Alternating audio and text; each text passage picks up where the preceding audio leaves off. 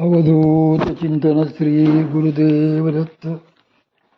आपण पुणे येथील वामनराज प्रकाशनची पुस्तकं वाचण्यास घेत आहोत. वामनराज प्रकाशनची अनेक लोकप्रिय पुस्तकं आहेत जे साधक बंधू भगिनींना मार्गदर्शन करतात.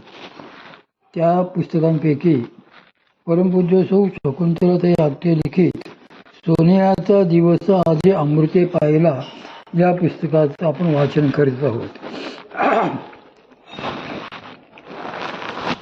काल आपण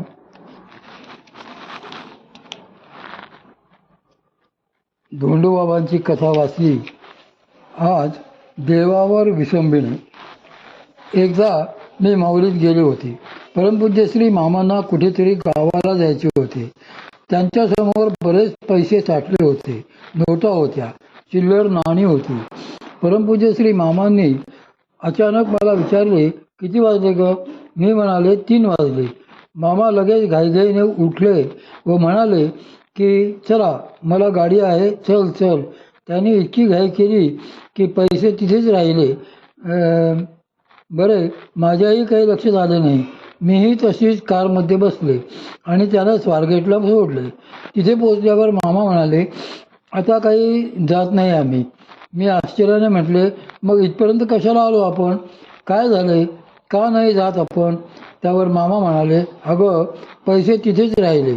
मी म्हटले, असे होय, असू देत. माझ्या पर्समध्ये 50 रुपये आहेत, हे द्या. मी 50 रुपये काढून त्यांना दिले. त्यांनी तिकीट वगैरे काढले आणि ते बसकडे निघाले. 2च पावले गेले असतील एवढ्यात ते परत आले आणि मला म्हणाले, पोरी, हे गे तुझे 50 रुपये परत. मी म्हटले, आपण परत का करीत आहात हे पैसे, आणि हे आले तरी कुठून? त्यावर मामा म्हणाले, माऊलीत पैसे विसरले होते ना, देवाने आम्हाला तेच प्रवासाकरिता वापरायला सांगितले आहेत, म्हणून तिथले घेऊन आम्ही तुझे पैसे परत केले.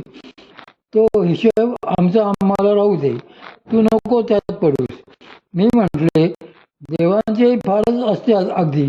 हे ऐकून मामा म्हणाले, तुला असे वाटते का की आम्ही या पैशांवर अवलंबून राहतो म्हणून? असे बोलून परमपूज्य श्री मामा मग मुंबईला गेले. मुंबईला 2 दिवस त्यांची प्रवचने होती. ती आटोपून 3ऱ्या दिवशी 4 वाजता ते पुण्याला माऊलीत आले. मी नेमकी तेथेच होते. त्यांना पाहून आश्चर्याने मी म्हटले, अरे कधी आलात तुम्ही? एकटेच कसे आलात? मला कळवायचे, मी आले असते स्टेशनवर. त्यावर मामा म्हणाले, तू फक्त मुंबईला फोन करून सांग की मामा इथे माऊलीत येऊन पोचले आहेत. मग मी दादरला वैद्यांकडे फोन केला आणि त्यांना म्हटले, भाई काका, मामा इथे आलेले आहेत. असे सांगताच वैतागून ते म्हणाले,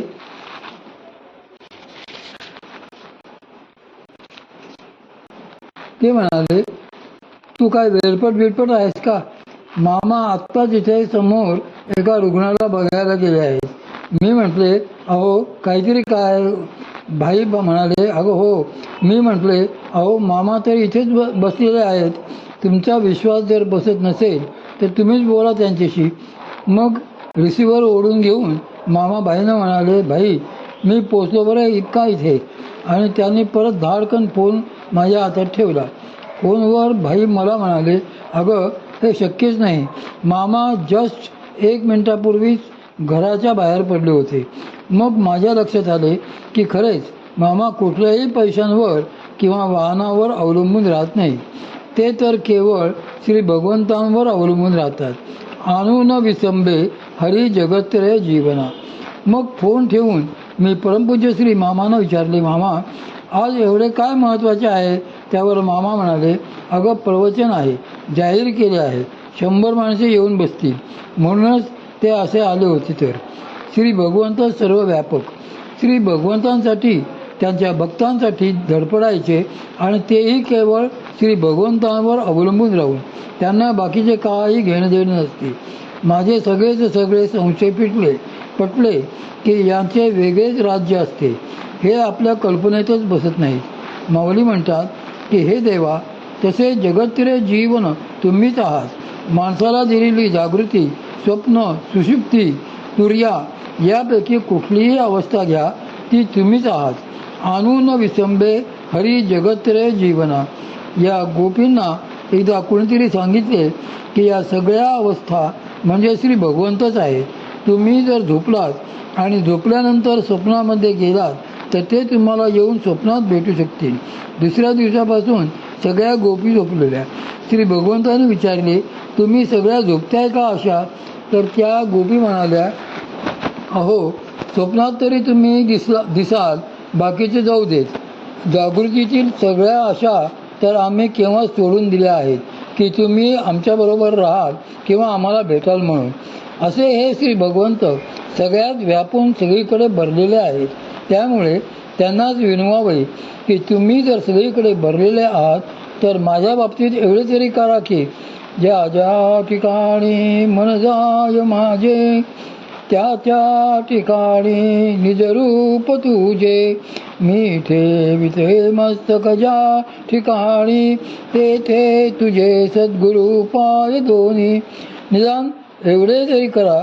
म्हणून ती आपण त्यांना केलेली यथायोग्य प्रार्थना असते, आपण केलेली विनंती असते. विनटणेचा गर्भित अर्थ.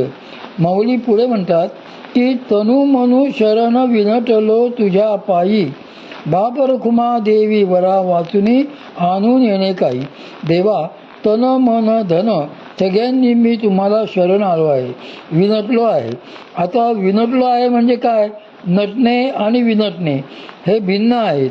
विनटायचे म्हणजे काय करायचे? तर मोकळे होऊन राहायचे.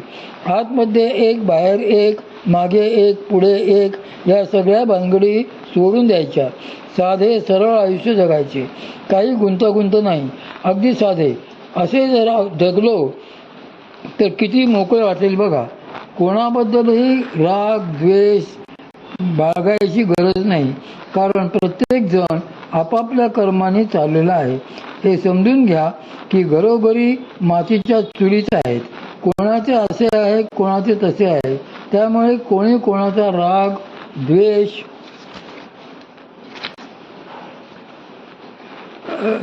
द्वेष मत्सर करायचे काही कारणच नाही. सगळं ते चालवत आहेत आणि त्यांच्या इच्छेने जे चालले आहे ते बरे चालले आहे. हे सांगण्या बोलण्याचे नाही. असे जर कायमचे मनात आले तर मन मोकळे होते, विनटते.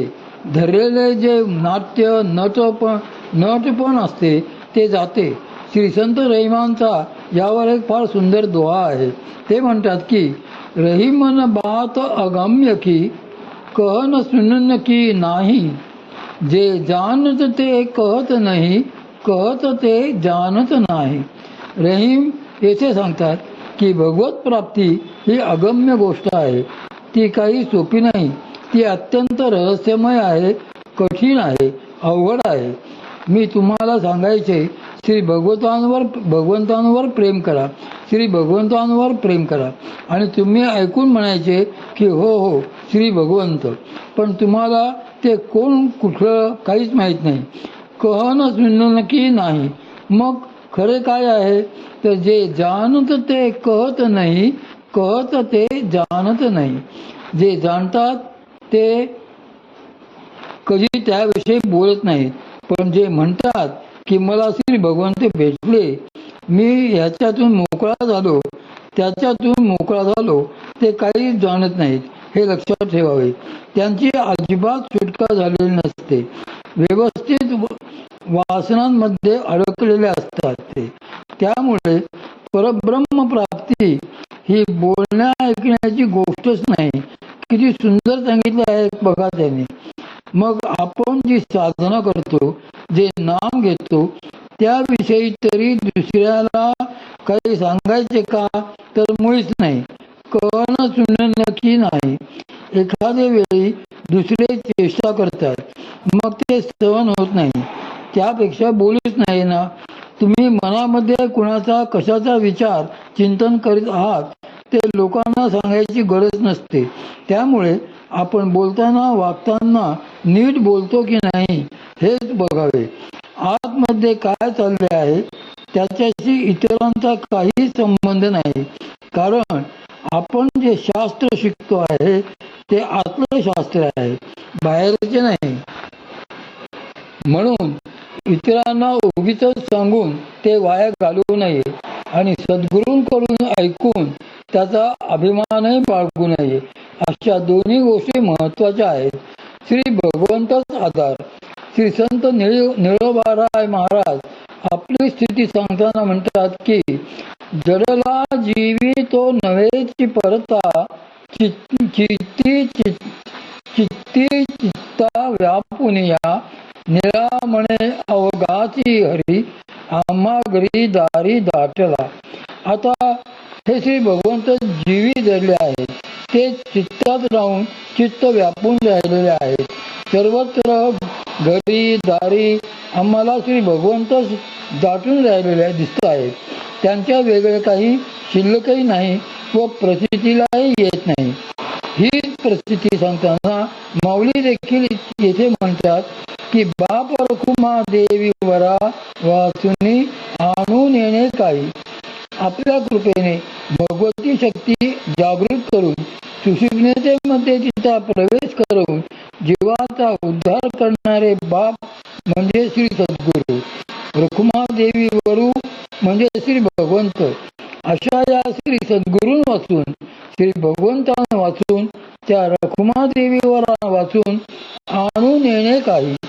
आता मला काही शिल्लक राहिलेले नाही.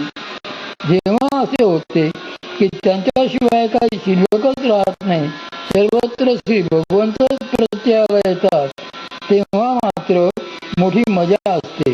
श्री संत नामदेव महाराजांची एक गोष्ट यासाठी सांगून हे विवरण संपवते. धोंड्याची साक्ष. श्री संत नामदेव महाराजांना त्यांच्या वडिलांनी एकदा सांगितले की आपल्याकडे हे एवढे कापडाचे ठाण आहे, ते शेजारच्या गावात जाऊन विकून घे. श्री नामदेव महाराज म्हणाले ठीक आहे. मग त्यांनी ते ठाण घेतले आणि नाम घेत घेत ते शेजारील गावाच्या बाजारात गेले. दिवसभर बसले होते, पण कोणी गिऱ्हाईक आले नाही आणि कोणी काही विकत घेतले नाही. बाजार उठायच्या वेळी एक माणूस आला आणि तिथे एक धोंडा पडलेला होता. त्याच्या पलीकडे जाऊन बसला. नामदेव महाराजांना याची काही कल्पना नव्हती. त्यांनी ते ठाण तिथेच ठेवले आणि ते त्या धोंड्याला म्हणाले, लक्ष ठेव रे, मी आलोच जरा जाऊन. आणि ते बाहेर जाऊन परत आले. हे बघून त्या धोंड्या पलीकडे बसलेला तो माणूस म्हणाला, हा बरा बावट दिसतो आहे, याला चांगले फसवावे. असा विचार करून तो नामदेव महाराजांना म्हणाला, अहो हे तुमचे ठाण मी घेतो, फक्त एक झाले आहे की मी पैसे आणलेले नाहीत. पैसे मी संध्याकाळपर्यंत तुमच्या घरी पोस्ट करीन, चालेल का? त्यावर नामदेव महाराज म्हणाले, चालेल की, पण याला साक्षी कोण? तो माणूस धूर्तपणे म्हणाला, हा धोंडा आहे ना. नामदेव महाराज खुश झाले आणि म्हणाले, हो हो, हा धोंडा आहेच की. मग ते त्या धोंड्याला म्हणाले, धोंड्या ऐकून ठेव की हे माझे पैसे संध्याकाळी आणून देतील. असे म्हणून ते ठाण त्या माणसाला देऊन नामदेव महाराज घरी परत आले. वडिलांनी बघितले की नामदेवाच्या हातात एकही कापड नाही. ते खुश झाले. त्यांना वाटले, आज हा सगळा बाजार व्यवस्थित करून आलेला दिसतोय. म्हणून त्यांनी उत्सुकतेने श्री नामदेव महाराजांना विचारले, नामदेवा, सगळे कापड विकलेस की काय तू? त्यावर नामदेव महाराज म्हणाले, हो विकले ना. वडिलांनी विचारले, मग विक्रीचे पैसे कुठे आहेत? त्यावर नामदेव महाराज म्हणाले, ते संध्याकाळी येतील. वडील नवलाने म्हणाले, संध्याकाळी? त्यावर नामदेव महाराज म्हणाले, हो, त्या माणसाने मला तसे सांगितले आहे आणि त्याला साक्ष आहे एक धोंडा. ते ऐकून वडील म्हणाले, कोण धोंडा? त्यालाही घेऊन ये इकडे आणि त्या पैसे देणाऱ्यालाही घेऊन ये. त्यांना वाटले धोंडा म्हणजे कोणतरी माणूस असेल. मग श्री नामदेव महाराज त्या माणसाकडे गेले तर तो माणूस म्हणाला, उगाच काय सांगताय काहीतरी, कसला धोंडा आणि कसले पैसे, मी नाही घेतले काही. मग नामदेव महाराज त्या धोंड्याला म्हणाले, धोंड्या, तू तरी चल माझ्याबरोबर साक्षीला. वडिलांना काहीतरी सांगितले पाहिजे, नाहीतर ते तुझ्यावर आणि माझ्यावर कोणावरच विश्वास ठेवणार नाही. असे म्हणून त्याने तो धोंडा डोक्यावर घेतला आणि ते घरी आले. घरी आल्यावर वडिलांनी त्यांना विचारले, काय रे, कुठे आहे तो माणूस? त्यावर नामदेव महाराज म्हणाले, अहो, तो काही यायला तयार नाही. हे ऐकून वडील म्हणाले, चल आपणच त्याच्या घरी जाऊ. आणि तुझा तो साक्षीदार कुठे आहे? त्यावर नामदेव महाराज म्हणाले, हा बघा, हा धोंडा. तो धोंडा साक्षीदार आहे म्हटल्यावर वडिलांनी डोक्यालाच हात लावला. ते वैतागून म्हणाले, नाम्या, अरे या धोंड्याला कसला साक्षीदार म्हणतोस? त्याला काही कळते का? त्यावर नामदेव महाराज म्हणाले, हो, त्याने सगळे ऐकले आहे, त्यामुळे त्याला घेतलेच पाहिजे बरोबर. आता बघा, त्यांचा भाव किती सुंदर होता की श्री भगवंतांनी धोंड्याला साक्षीला ठेवले आहे, म्हणजे तो काही खोटे बोलणार नाही, त्याला बरोबर घेऊन चालावे. म्हणून मग ते धोंड्याला सोबत घेऊन त्या माणसाकडे गेले. त्या माणसाने शपथेवर सांगितले, मी काही यांच्याकडून कापड घेतलेले नाही. असे म्हटल्याबरोबर तो धोंडा नामदेव महाराजांकडून उडाला आणि ताडकन त्या माणसाच्या डोक्यात जाऊन पडला. मग त्याला कळले की हे काहीतरी वेगळेच प्रकरण आहे. तो जाम घाबरला. त्याने घरात जाऊन मुकाट्याने सगळे कापड बाहेर आणले आणि तो नामदेव महाराजांच्या वडिलांना म्हणाला, घेऊन जा हे कापड, मला काही नको, मी काही याचे पैसे देणार नाही. नामदेव महाराजांच्या वडिलांनी रागाने ते सगळे कापड उचलले आणि नामदेव महाराजांनी तो धोंडा उचलला. वडील परत रागवले, तो धोंडा कशाला आणखी झाले, एवढे नुकसान थोडे आहे का? त्यावर नामदेव महाराज म्हणाले, कुठे काय नुकसान झाले, कापड तर जसे नाही तसे परत मिळाले. शेवटी माझ्या धोंड्याने साक्ष दिली ना, देवांचे लाडके भक्त. मग मात्र ते काही बोलले नाही. लोकांनी घरी आल्यावर त्यांना विचारले, कोण हा धोंडा? तर नामदेव महाराज म्हणाले, अहो, हे तर माझे भगवंत आहेत. असे म्हणून ते कीर्तनाला